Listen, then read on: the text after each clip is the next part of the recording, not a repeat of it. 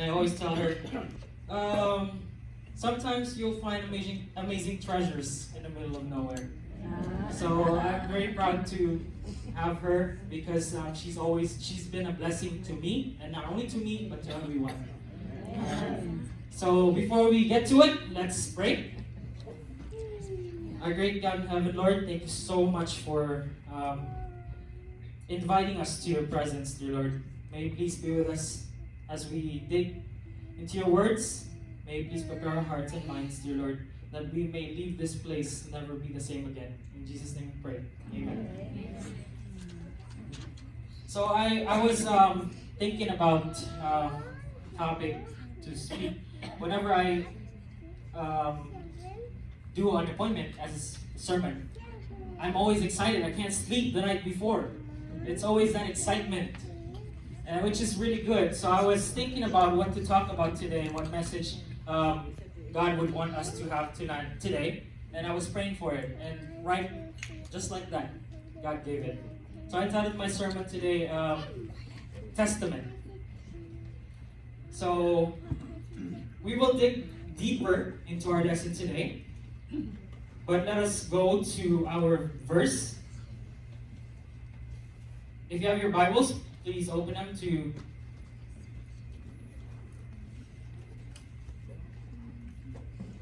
Alright, so Romans 12 verse 2. When you're there, say amen. We're all there since it's on the screen, right? Do not conform to the pattern of this world, but be transformed by the renewing of your mind. Then you will be able to test and approve what God's will is, His good, pleasing, and perfect will. Romans 12 verse 2. So I was thinking about the topic we talk about today, and I was thinking about the relevance of what we see in this world right now. So I have a question for every one of you. What are the examples of confusion? Because right now we are living in a confused or distracted generation, right? Do you agree? Very confused and distracted generation. So I have a question. What do you think are the examples of these things, these societal problems that we see all around that derails our walk with God? So I've been listed some, and there's so much more, but let's get into them, right? Number 1, racial discrimination. Have you seen on Facebook these videos that they share where you see a Chinese person or African American or wherever they may be on the train, and then some person is blurting out racial slurs in public? I've seen a lot of these. These were very interesting. And these actually give fear, confuse people around them. They don't know if they're going to act on it or are they just going to shrug it off. Right? 1 Samuel 16 verse 7. But the Lord said to Samuel, do not consider his appearance or his height, for I have rejected him. The Lord does not look at the things people look at. People look at outward appearance, but the Lord looks at the heart.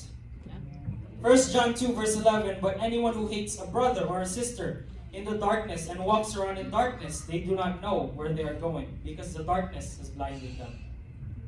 What else? We have gender equality or inequality. Very simple. Genesis 1 verse 27, God created mankind in His own image. In the image of God, He created them. Male and female, He created them. Romans 2 verse 11, for God does not show favoritism. Agree? By the way, thank you for coming to our Youth Sabbath. As you can see, those who are parts of the congregation or the program today is from the youth. And I like to acknowledge their willingness to serve God. So this is actually not only for the youth, but for everybody else, because this is what we see now. And maybe some of us don't like to talk about them, right? Politics, that's all we see. Trump, Trump, Trump. Titus 3 verse 9, but avoid foolish controversies, genealogies, dissension, and quarrels about the law, for they are unprofitable and worthless. And in Acts it says, but Peter and the apostles answered, we must obey God rather than men. Next, marriage and divorce. I have statistics here. In 2012, lifelong probability of a marriage ending in divorce is about 40 to 50%. It might have increased now because this was from 2012. Right? So what causes these things? One is race and ethnicity. Number two is importance of religion to the couple.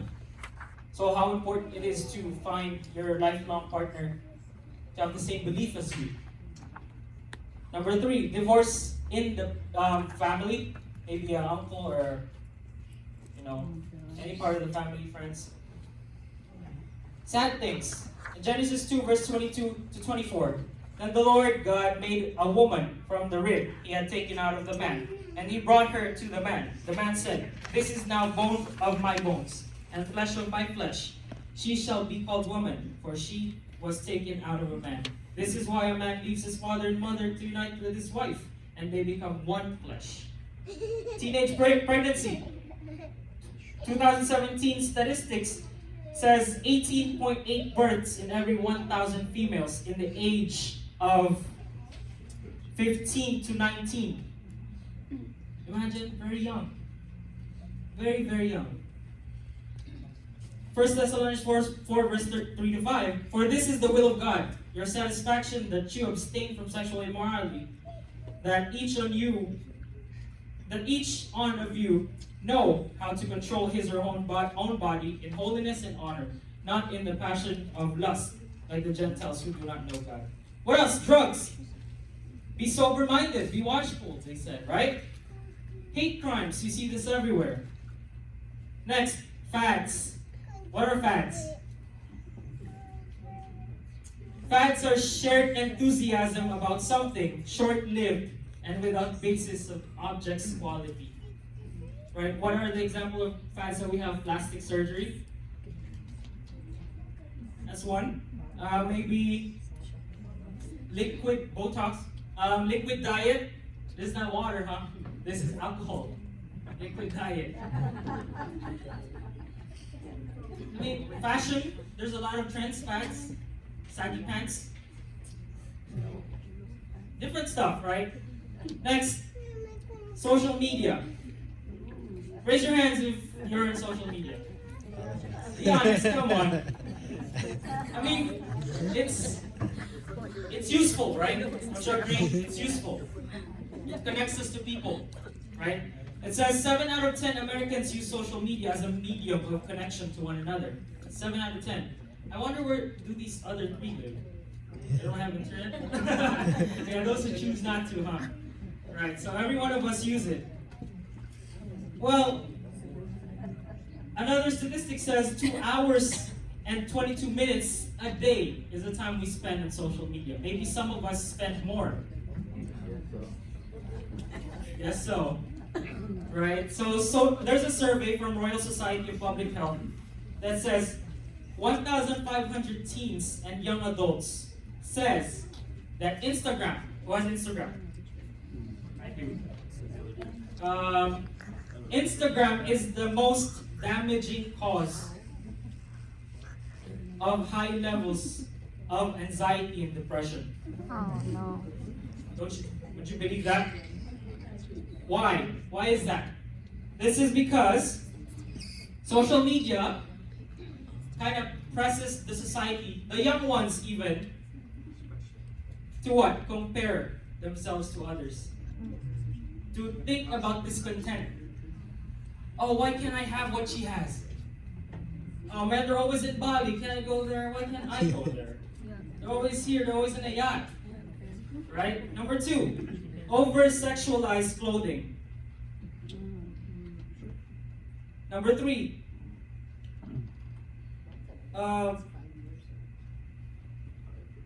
viral stuff like videos. You know, the viral challenges and which causes harms. It causes harm, different harm, physical harm, emotional harm to others. Like Kiki. I don't know if you've heard of that.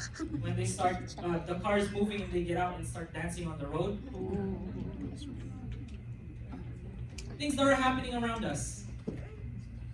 Number 4, humiliating or publicly shaming others. Right? These are little facts that happens around. There are so much more that happens around us. There's so much more. So just a reminder, what was our verse? Romans 12 verse 2. Do not conform to the pattern of this world. These are all what we see right now. Imagine a young kid seeing this on social media. That's crazy, huh? Alright. So what is a testament? Why did I choose to speak about testament? Because testament means proof. Testament means witness. Testament means evidence. Let's go to the slide real quick.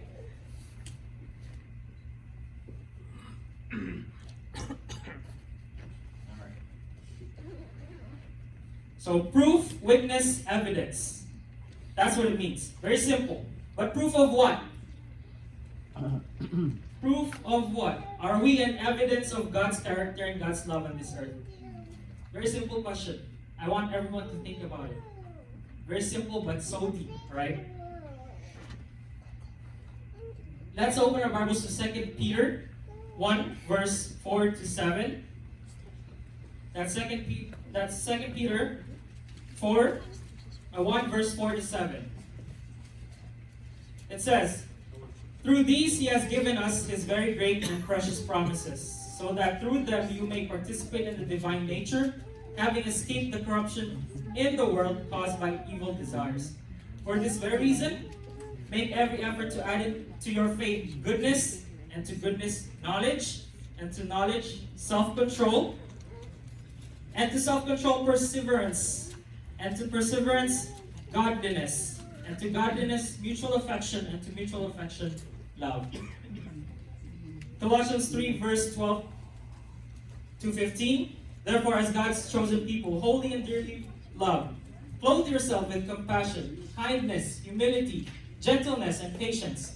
Bear with each other and forgive one another. If any of you have a grievance against someone, forgive as the Lord has forgiven you. And over all these virtues, put on love, which binds them all together in perfect unity. Let the peace of Christ rule you in your hearts, since as members of the body, you are called to peace and be thankful. Right? So are we an evidence of God's character and God's love here on earth?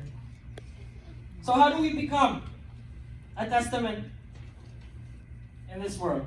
How do we become an evidence, a proof of God's character in this world?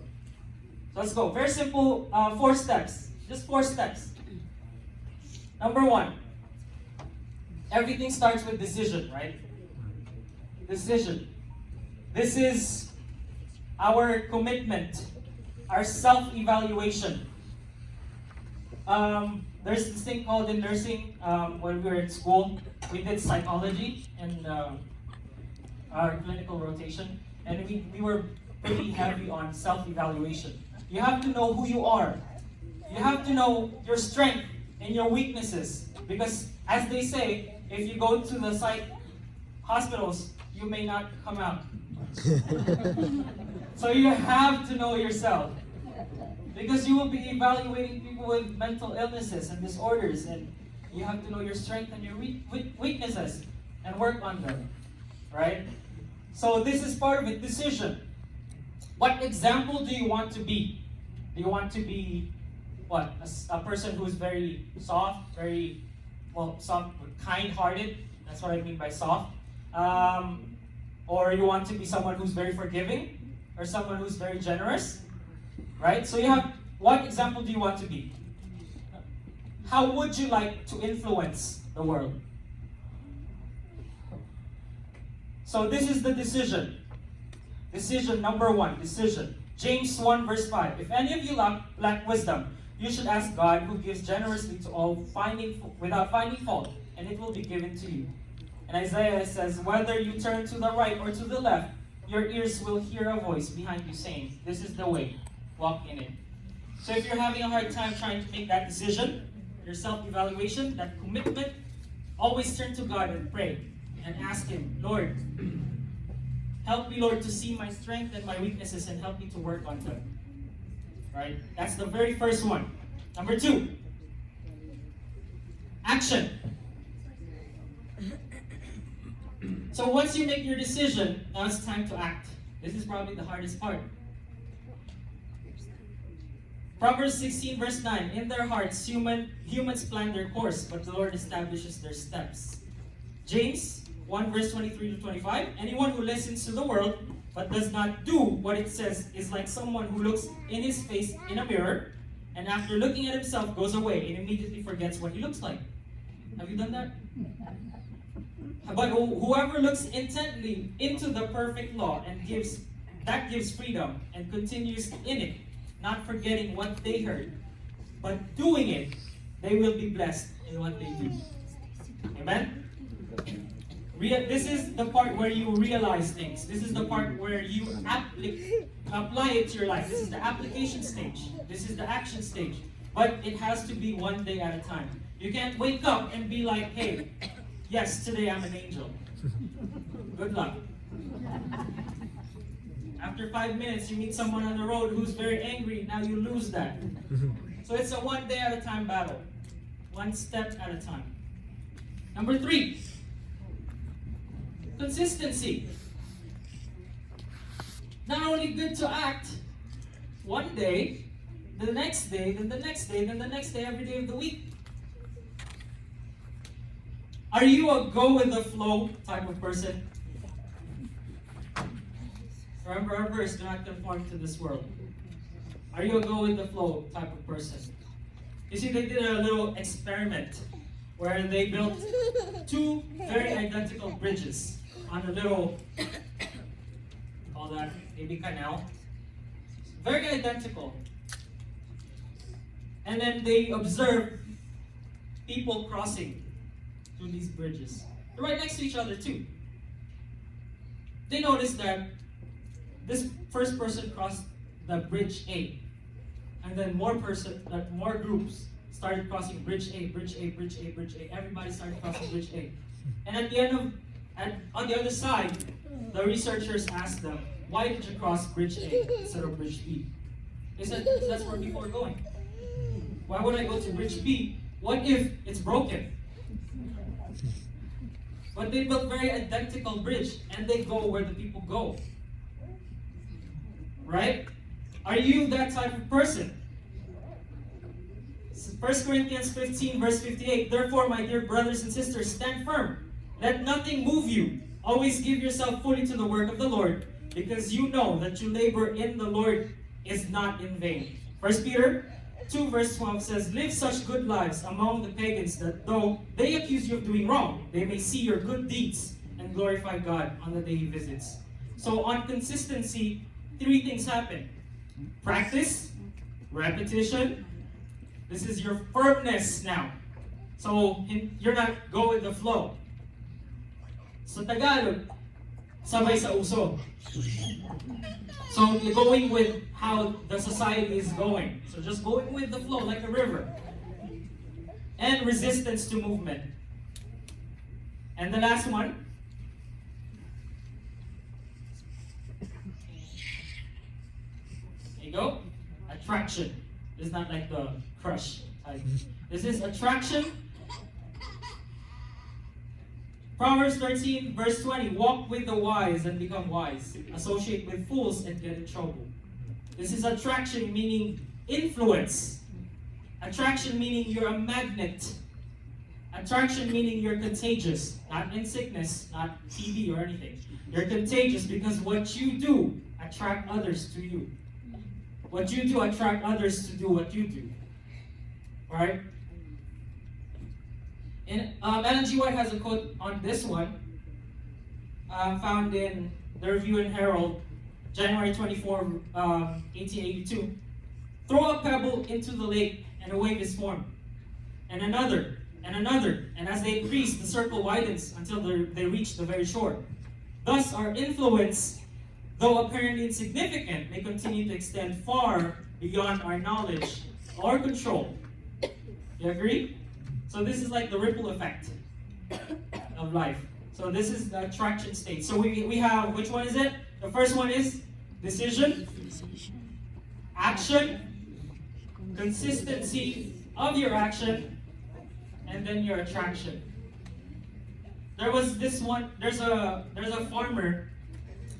Well, farmers really spend most of their time in farms, right?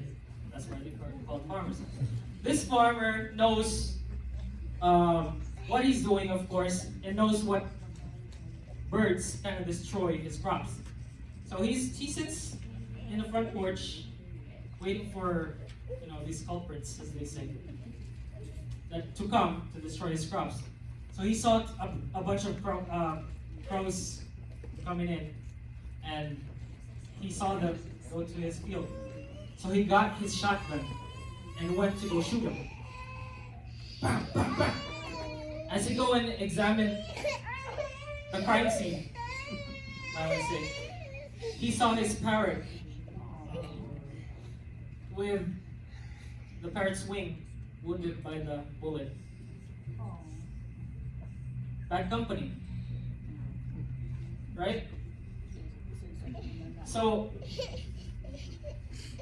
this is your influence. Are you gonna be a person who moves with the crowd, or are you gonna be someone who will do what God tells you to do, what your conscience tells you, what is right and what is wrong?